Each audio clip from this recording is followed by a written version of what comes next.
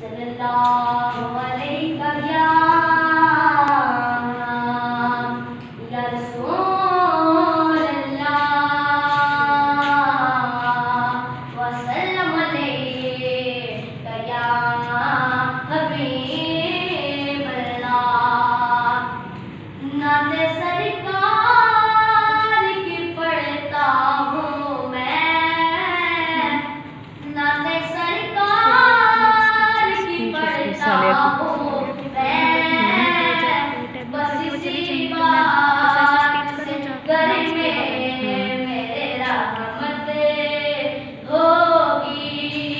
ایک تیرا نام وسیلہ ہے میرا، رنجو غم میں بھی اسی نام سے راحت ہوگی.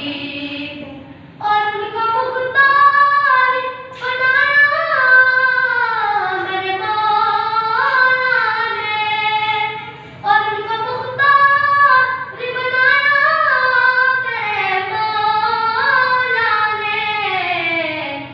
ارے گلد مصر وہی جا سکتا ہے، ارے گلد میں بس وہی جا سکتا ہے جس کو حسنین کے بابا کی اجازت ہوگی، جس کو حسنین کے بابا